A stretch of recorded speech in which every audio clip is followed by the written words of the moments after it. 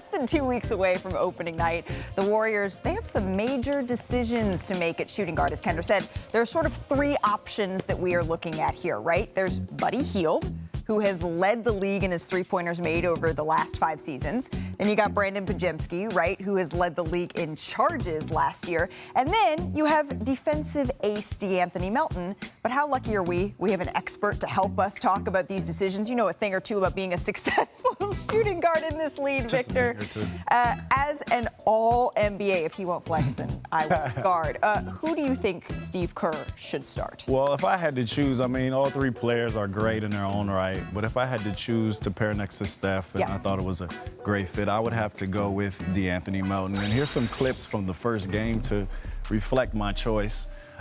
Here we have DeAnthony Melton spreading the floor for Steph. Steph's coming off an angle screen. He has to read the weak side. He sees that Norman Powell on the weak side is helping too much, and he sprays it to Anthony Melton. Anthony Melton hits an open 3. In the next clip, you'll see him pick James Harden, one of the best guards in the league, up 3-quarter court, force him to use the screen away from the screen, causing a turnover weak side, and the Warriors come down and get an easy dunk, easy layup just off of his defense. And in the last play, you'll see him stay with the play, stay in the game. Steph misses a wide open mid-range, but DeAnthony's there, steal it from Zubac. And Steph rewards him for his efforts, and he makes a wide open 3 for the Warriors. So, you know, he's shot pretty much 38% from 3 his whole career, and he's going to guard other players, the best players in the league, so it'll take some pressure off Steph. You know what? That's a pretty good case that you just made. Let's bring it back here with the rest of the group, because DeAnthony Melton started the Warriors' first preseason game this past weekend, so we'll see who Steve Kerr decides to go with out in Sacramento. Well, that was nice. I like that. Welcoming in our senior Anscape writer, David Dennis Jr., to the conversation as well.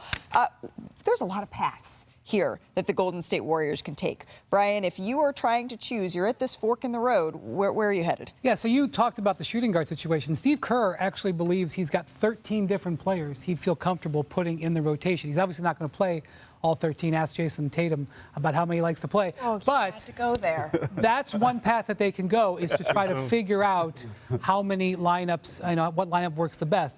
The other path is, let's look what they've done since last season. Last January or February, they called the Lakers and asked about LeBron. Now, the talks didn't go anywhere, but they were prepared to make a big trade for LeBron. In June, they were trying to trade for Paul George before he opted out of his contract and went to the 76ers.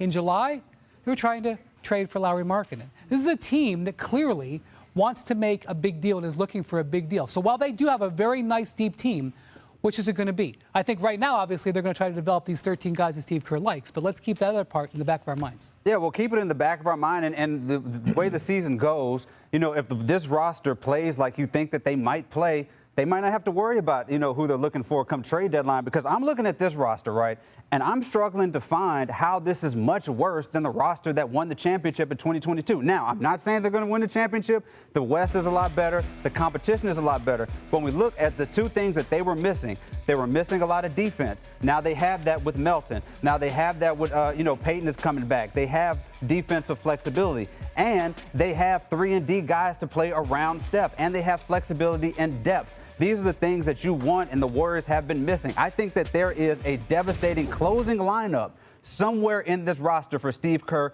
to find. The offense is going to be great. An offense with Steph Curry is always top in offensive rating whenever he plays. It's about all those other things that they have been missing.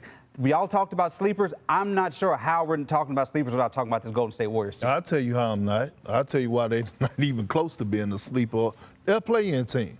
They're a play-in team. And the reason being is because, look, is Steve Kerr a Hall of Fame coach? Absolutely. Do I trust him? Hell no.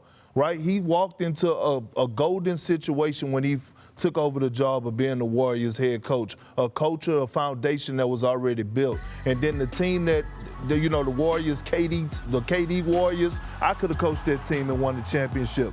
This time, with no expectations, no pressure, Steve Kerr, we need to see if you could turn water into wine. What are you going to do with these young guys that you have on the bench? We talk about Podziemski. What kind of role is he going to play on this team? Moses Moody. I don't want to mess up his name like I did 3 years ago. Well done. Damn it, I got it right. What are you going to do with Moses Moody? What type of minutes is he going to get? What type of role is he going to bring? The most important player outside of Steph Curry is Jonathan Kuminga, who I believe should be the second option on this team, but Steve Kerr got to instill that confidence into him to let him know he is that second option. Not to mention there's still an extension that is dangling over Jonathan Kuminga's head and whether or not that'll happen. You said, DDJ, that this Golden State Warriors team, you do not see much difference between that roster and 2022. Yeah, I would disagree. That was so polite. Yeah, that was so kind. I'll accept that. Yeah. No, definitely disrespectful. No disrespect. I think it's just a different team, and you know, every year is different for everyone. So, you know, they got a chance just because you never know how, you know, the year goes and the year might end, but. You know, we'll see. They got a chance to do what? There's always a chance in the beginning. I think it's equal playing field. Yeah, when you have one of the three most devastating offensive players in the league, you always have a chance. And we're talking about in relation to that 2022 roster, one of the key parts of that was Andrew Wiggins and what he did. And he was the second best player on that playoff team. Yeah. And I think that we are going to see a bounce-back season with Wiggins after a couple of tough seasons off the court. Let me ask you a question. Do you trust Andrew Wiggins from what you witnessed the last 2 years out of him? Do you trust him right now? I trust. He has. Yes or no? Yes. I do trust him. I trust him. Do you trust Draymond Green offensively from what we've seen in the decline in his game offensively? Do you trust him? I don't. Okay, so you lose Klay Thompson. You're going to have to get something out of these young guys. Draymond is not the Draymond of old. The West has gotten better, right? We could run off a list of teams right now in the Western Conference that are better, about 8 of them that are better than the Golden State Warriors just on paper alone that we would pick. You could be right about that, but I don't like how you're underselling Steve Kerr. Yeah. I mean, first off, I disagree that he didn't set the culture in 2014. I think he absolutely set the culture in 2014, but that's a 10-year-old argument. I'm not going to go that. Well, that's what we do here on this show sometimes. You know, he did a great job in 2022 putting that team together and bringing that team back from where they were.